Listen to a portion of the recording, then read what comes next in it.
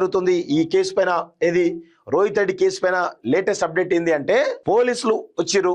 అంటే పోలీసులకు 2 గ్రాముల యొక్క డ్రగ్స్ దొరికినాయి కదా, 2 గ్రాముల డ్రగ్స్ దొరికినాయి కదా.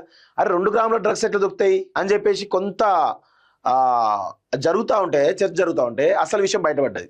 పోలీసులు ఎంటర్ అయ్యారు, ఇటు వీళ్ళు పోలీస్ పిస్తోల్తో కాల్పులు జరిపారు. ఈ గ్యాప్ లో డ్రగ్స్ అన్ని కూడా ఆ యొక్క స్విమ్మింగ్ పూల్ లో వేసిరట. సో అది జరుగుతూ ఉంది. ఒకసారి చూడండి. ఒకసారి ఈత కొలనులో డ్రగ్స్ ఫామ్ హౌస్ కేసులో రోజుకో కొత్త కోణం వెలుగులోకి. పోలీసులు వస్తున్నారని స్విమ్మింగ్ పూల్ లో డ్రగ్స్ పడేసిన నిందితులు, అదే టైంలో పోలీసుల మీద కాల్పులు. మాయమైన డ్రగ్స్ మాట ఏమిటి? సీసీ కెమెరాలు, కాల్ డేటా పరిశీలిస్తున్నటువంటి సిట్.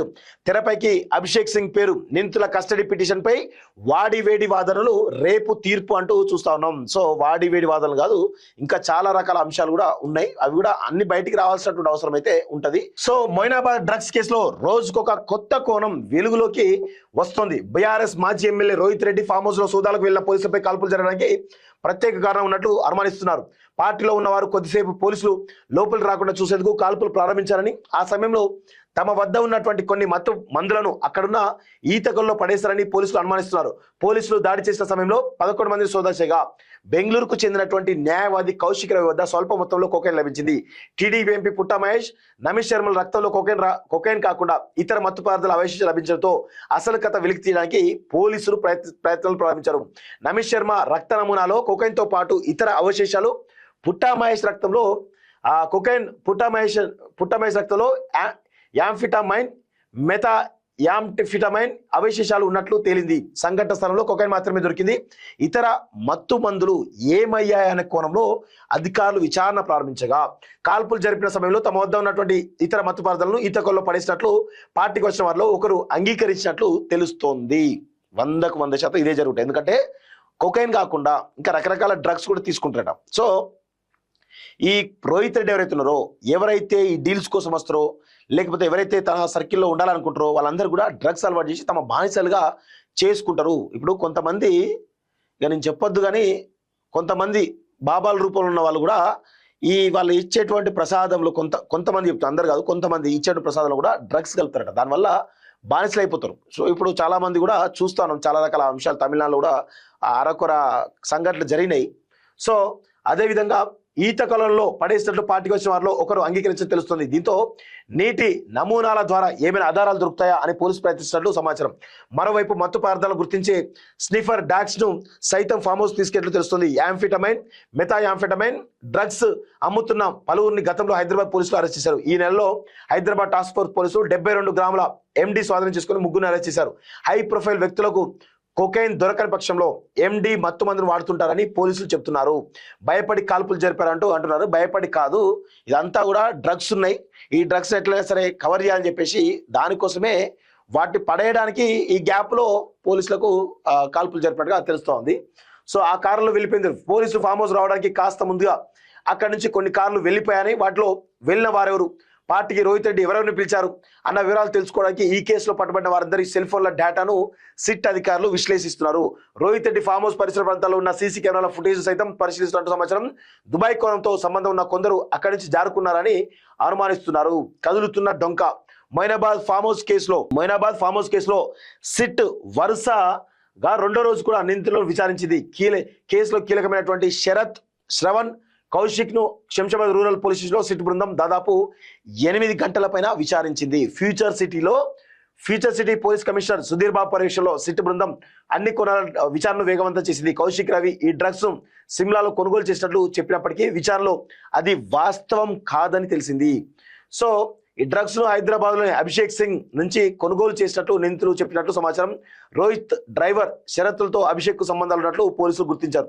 అభిషేక్ ను అదుపులోకి తీసుకునే యత్నం చేస్తున్నారు. నిందితుల నుంచి వచ్చిన సమాచారం ఆధారంగా డ్రగ్స్ మూలాలపైన సిట్ గురిపెట్టింది. డ్రగ్స్ మాఫియా మూలాలను ఛేదించేందుకు ప్రత్యేక బృందాలను ఇప్పటికే రంగంలోకి దిగిందని చెప్పేసి తెలుస్తా ఉంది. సో ఈ కేసు అనేది 100% డ్రగ్స్ కు సంబంధించిన కేసు కాబట్టి కొంత వేగవంతంగా ముందుకు పోయే అవకాశం, ఇంకా చాలా డ్రగ్స్ సంబంధించిన మూలాలు ఇంకా పెద్ద ఎత్తున బయటికి వచ్చేటువంటి అవకాశం చాలా స్పష్టంగా ఉంది అనేది తెలుస్తా ఉంది. సో ఇది డ్రగ్స్ సంబంధించినటువంటి రోహిత్ రెడ్డి సంబంధించిన లేటెస్ట్ అప్డేట్. ఇంకొక విషయం, పైలట్ రోహిత్ రెడ్డి గురించి మనం మాట్లాడాలి. పైలట్ రోహిత్ రెడ్డి అసలు ఆయన పైలట్ అని పేరు ఎందుకు పెట్టుకున్నాడు? ఆయన ఇంటి పేరు పంజుగుల, పి రోహిత్ రెడ్డి కదా, పి అనగానే పైలట్ అని పెట్టి మళ్ళీ పైలట్ అని చెప్పేసి డిఫరెంట్ అప్పుడు యూత్ లో ఉన్నప్పుడు ఎవరు రికగ్నైజ్ అని చెప్పేసి పి అంటే పైలట్ అని కోణంలో పెట్టుకున్నాడు. ఎందుకు అంటే ఈయన పైలట్ కేవలం ట్రైనింగ్ మాత్రమే తీసుకున్నాడు. ఇప్పుడు మనం డ్రైవింగ్ లైసెన్స్ కోసం అప్లై చేసినప్పుడు ఎట్లయితే ఒక కారు డ్రైవింగ్ నేర్చుకుంటామో అదే విధంగా పైలట్ లైసెన్స్ కోసం పైలట్ ట్రైనింగ్ చేసిన తప్ప ఆయనకు పైలట్ లైసెన్స్ లేదు, పైలట్ ఎక్కడ కూడా నడపలేదు. సో ఇదొక విషయము. రెండోది ఆయన క్వాలిఫికేషన్ ఏందండి, 2018 అఫిడవిట్లో నేను ఏదో వేరే కంట్రీలో స్పెయిన్లోనే ఎక్కడో ఎంఎస్ చేసినా లేకపోతే డిగ్రీ చేసినా లేకపోతే పీజీ చేసినా అని చెప్పినట్టు, కానీ మొన్న అఫిడవిట్లో ఇంటర్మీడియట్ చేసినట్టు ఉంటుంది. అంటే ఇక్కడ క్వాలిఫికేషన్ పెరగాల తగ్గుతుంది కదా, అఫిడవిట్ జనరల్గా క్వాలిఫికేషన్ పెరుగుతుంది కానీ క్వాలిఫికేషన్ తగ్గింది. సో ఆయన జీవితం అంతా అబద్ధాల పుట్టనే. మళ్ళా విషయం ఏంటంటే ఎన్ని రకాల మోసాలంటే గతంలో కొండా విశ్వేశ్వరరెడ్డి తోటి కలిసి పనిచేసి ఆయన కంపెనీలో డైరెక్టర్గా ఉండి కాళేశ్వరం సంబంధించిన విషయంలో కావచ్చు లేకపోతే పీసీ బైరాజ్ సంబంధించిన కాంట్రాక్ట్ తీసుకొని వాటి ద్వారా సబ్ కాంట్రాక్ట్లు ఇచ్చి సబ్ కాంట్రాక్ట్ డబ్బులు ఎగ్గొట్టేటువంటి 100 కోట్ల రూపాయల డబ్బులు ఎగ్గొట్టినటువంటి దొంగ పైలట్ రోహిత్ రెడ్డి. సో అందుకే కొండా విశ్వేశ్వరరెడ్డి దూరం పెట్టిండి చేసిన దుర్మార్గాల వల్ల. సో ఆ తర్వాత కాంగ్రెస్ పార్టీలో గెలిచి బీఆర్ఎస్ పార్టీకి పోయిండు. ఇక బీఆర్ఎస్ పార్టీలో పోయిన తర్వాత అనునిత్యం వివాదాలే, ఏది కూడా కనీసం ఆయన మొయినాబాద్ ఫామ్ హౌస్ సంబంధించినటువంటి ఎమ్మెల్యే కొనుగోలు కేసు నుంచి మొదలు పెట్టుకుంటే, అంతకు ముందు కూడా డ్రగ్స్ సంబంధించిన కేసు మొదలు పెట్టుకుంటే, మొన్న మున్సిపల్ ఎన్నికల సమయంలో కూడా డ్రగ్స్ తీసుకున్న ఆరోపణల నేపథ్యంలో ఫోన్ స్విచ్ ఆఫ్ పెట్టిండు. అంతకు ముందు మధ్యలో పైలట్ రోహిత్ రెడ్డి కౌశిక్ రెడ్డి ఒక పార్టీ వేసుకున్నారు, దానికి కూడా పోలీసులు అటాక్ చేస్తే కౌశిక్ రెడ్డి పారిపోయిందని చెప్పేసి చాలా స్పష్టంగా తెలుస్తా ఉంది. ఆ విషయం కూడా మేము విచారించాలని చెప్పి చెప్తున్నాం ఎవరికి, సిట్కి. ఇట్లా చాలా రకాల అంశాలు కోణాలు ఉన్నాయి. పైలట్ రోహిత్ రెడ్డి అనునిత్య వివాదాలే. అసలు ఆఫ్రికా అంటేనే డ్రగ్స్ కు మారుపేరు కదా, ఆఫ్రికా నుంచి వస్తాయి, ఆఫ్రికన్ కంట్రీ నుంచే డ్రగ్స్ మన దేశానికి వస్తాయి కదా. అంటే ఆఫ్రికాలో గోల్డ్ మైన్ చేస్తా అని చెప్పి అంటున్నాడు. గోల్డ్ మైన్ చేస్తుండా లేకపోతే డ్రగ్స్ సందాయిస్తుండా? ఇవి విషయాలు సిట్ విచారణలో తెలవాలి. ప్రధానంగా ఆఫ్రికాలో రోహిత్ రెడ్డి ఏం చేస్తున్నాడు, దుబాయ్ లో కేదార్ హత్య వెనుక ఎవరున్నారు? మరి రోహిత్ రెడ్డి ఆ రూమ్ లో 3 ఉన్నారట. ఎవరు? కేదారు, రోహిత్ రెడ్డి, ఇంకొక లేడీ. ఈ ముగ్గురిట్లో 3 ఉన్నారా లేరా? అసలు కేదార్ మరణం వెనుక హస్తం ఎవరిది? ఇవన్నీ కూడా సిట్ విచారణలో ఇవన్నీ కూడా తేలాల్సిన అవసరం అయితే ఉంది. చాలా స్పష్టంగా ఆఫ్రికాలో గోల్డ్ మైన్స్ కాదా, గోల్డ్ మైన్స్ బిజినెస్ చేస్తారా లేకపోతే ఇంకా డ్రగ్స్ బిజినెస్ కూడా చేసి అక్కడ నుంచి డీల్ మాట్లాడుకొని ఇండియాకి వస్తారా? ఇదంతా కూడా కొంత కుట్రకోణం అయితే ఉంది. దీనిపైన సిట్ ఖచ్చితంగా విచారణ జరపాల్సినటువంటి అవసరం ఉందనేది చాలా స్పష్టంగా తెలుస్తోంది. సో మరొకసారి నేను చెప్తా ఉన్నా మిత్రులారా, సో సిట్ విచారణలో దీనికి సంబంధించినటువంటి కొన్ని విషయాలు మనం మాట్లాడుకోవాలి. ఒకటి, మొయినాబాద్ ఎమ్మెల్యేల కేసులో ఏం జరిగింది దాని గురించి కూడా కొంత సిట్టు కొన్ని విషయాలు తెలుసుకోవాల్సిన అవసరం అయితే ఉంది.